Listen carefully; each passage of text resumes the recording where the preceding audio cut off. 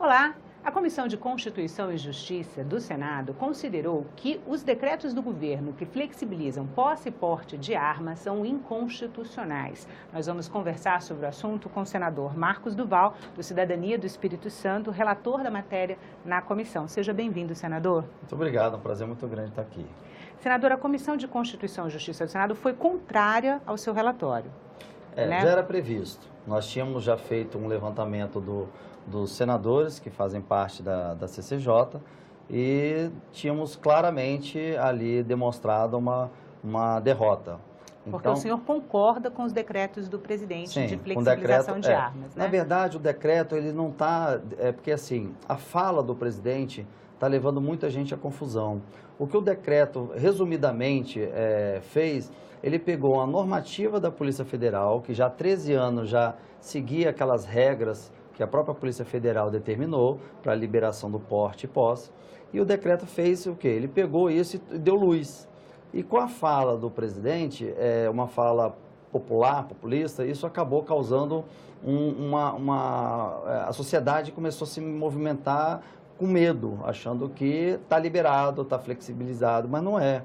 Você continua tendo os mesmos requisitos como antes para poder você ter a posse e porte, que ainda passa pela Polícia Federal, você tem que ter aí a sua comprovação de efetiva necessidade, você tem que ter, você não pode ter antecedentes criminais, você tem que ter emprego fixo, endereço fixo, mais de 25 anos, passar pelo teste de tiro, passar pelo teste psicológico, continua a mesma coisa.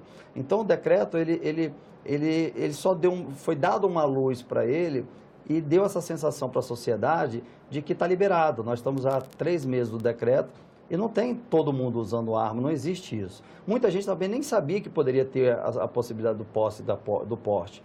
E o que ele fez, que cabe ao Executivo, está na lei isso, porque nós chamamos uma comissão para estudar, a gente não foi em cima de achismo e de que pode ser assim, vamos em cima do que eu acredito que possa ser, né? Então a gente foi estudar isso, até porque se fosse inconstitucional, no meu relatório eu colocaria que seria inconstitucional, né? Eu não estaria tendenciando ou maquiando para poder fazer o que eu acho que é correto.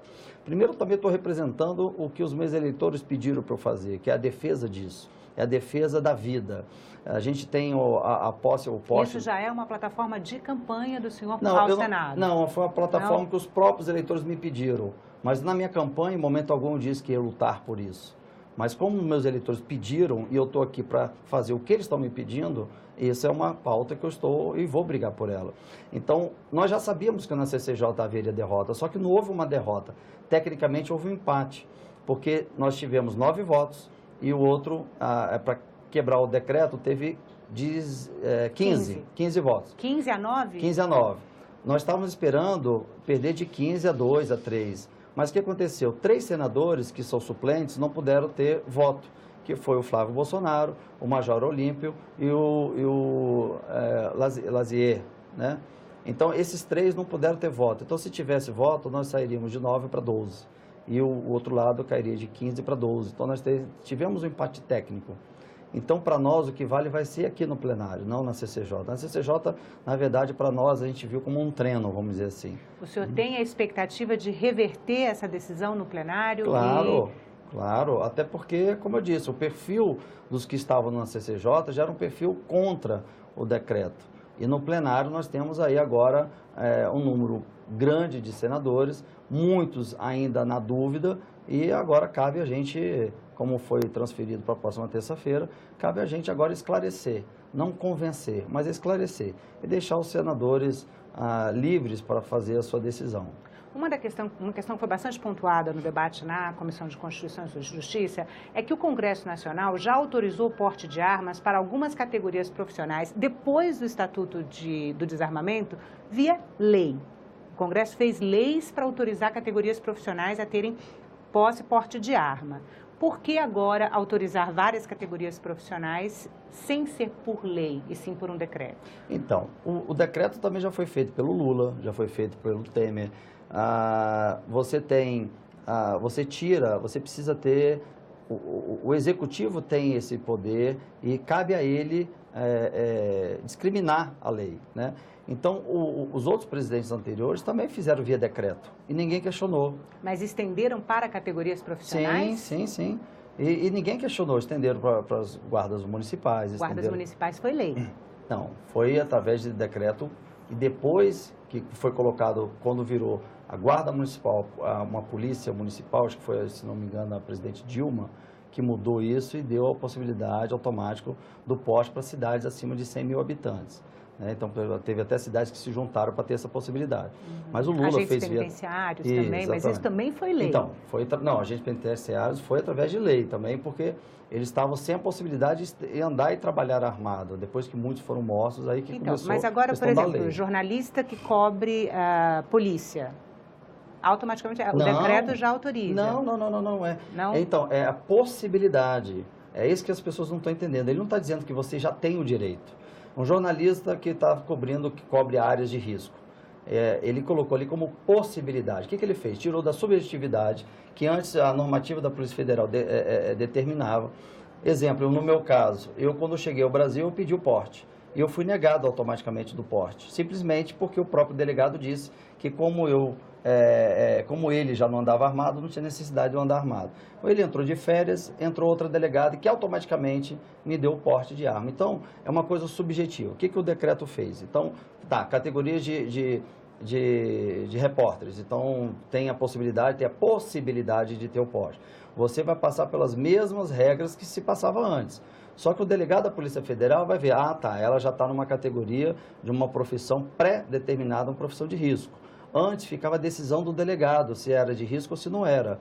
Então o decreto ele fez o que? Ele esclareceu. Ou seja, antes do decreto, essas mesmas categorias profissionais que foram contempladas, esses 40 segmentos, 20 segmentos da população que foram contemplados, já poderiam ter posse e porte se comprovassem efetiva necessidade. Exato. Agora continua. Só que antes ele tinha que comprovar a efetiva necessidade. Agora ele vai dizer que ele precisa.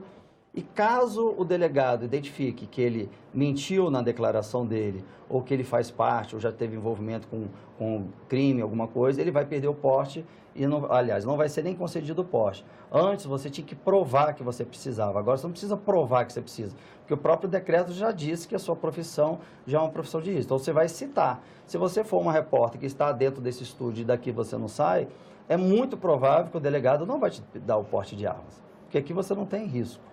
Mas se você for uma profissional que está na rua acompanhando ações policiais ou situações de risco, o delegado vai falar, não, você precisa do porte. E você vai dizer, não, eu quero ou não quero. Você está dizendo que no decreto, esses 20 segmentos que foram contemplados a ter direito a porte e posse, eles ainda assim precisam comprovar a efetiva necessidade? Ainda assim precisam comprovar. Então, que diferença faz o decreto em relação à legislação anterior? Exatamente, o decreto só deu luz e polêmica. Porque antes o delegado olhava assim... Como é que o senhor avalia essa estratégia, senador? Eu avalio de forma infeliz, porque não precisava ter dado essa luz. Se continuasse, fizesse a continuidade ou a mudança para o decreto, porque uma coisa é uma normativa da Polícia Federal, está numa hierarquia. Outra coisa foi para decreto. Né? Depois tem outras que ainda estou chegando agora e a gente vai aprendendo. Mas ainda está na base ali da hierarquia das leis.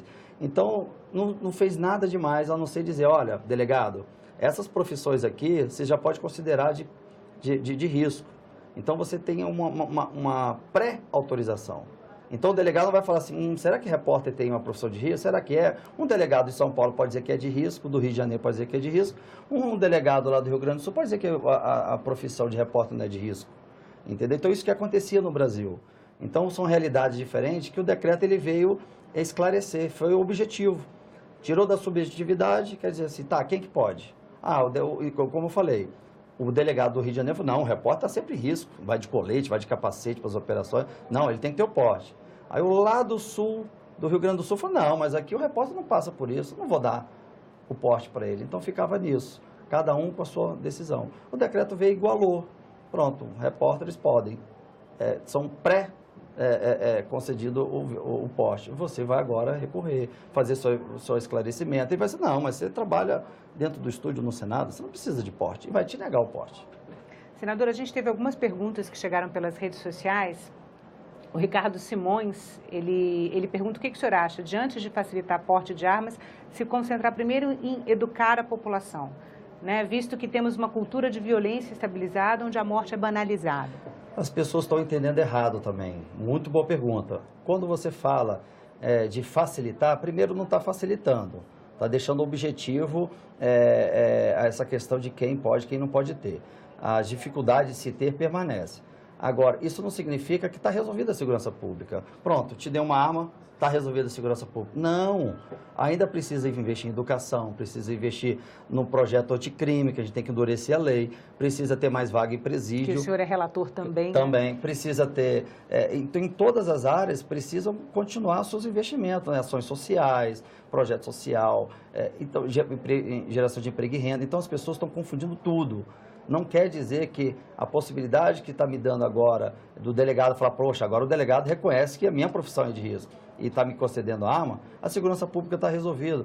Porque nenhum lugar do mundo, isso eu posso botar de desafio, qualquer pessoa que está assistindo, qualquer lugar do planeta, nunca vai existir uma lei de desarmamento que vai tirar a arma do criminoso. Nunca vai existir um criminoso que vai chegar, essa lei, então toma aqui minha arma, eu vou devolver minha arma. Não existe. Criminoso é criminoso em qualquer parte do mundo. Ele sempre vai estar armado. A única pessoa que obedece à lei, que teme a lei, ela sim, a lei vai funcionar. Ela vai devolver a sua arma, porque aquela pessoa segue a lei. Então, se essa pessoa tem o direito de novo de ter a arma dela, as pessoas, mas ela vai passar para os bandidos. Se ela passar para os bandidos, um crime que ele cometer, quem vai ser preso vai ser essa pessoa. Porque a arma, o registro, está tudo em nome dela. É como se alguém pegasse o seu carro e batesse, matasse alguém. Vai levantar, a placa está no seu nome, no seu endereço, é você que vai ser preso. Né? Então, essa questão de, vai facilitar para bandido. Todas as armas que são usadas nos crimes são armas ilegais e vindo a gente fala, fronteira seca. Paraguai, aqueles países que têm liberação de arma. E chega aqui dessa forma. Mas a arma sempre uma vez foi legalizada. Claro, para ela sair da fábrica, ela era legal. Quando passou da fronteira, passou a ser ilegal.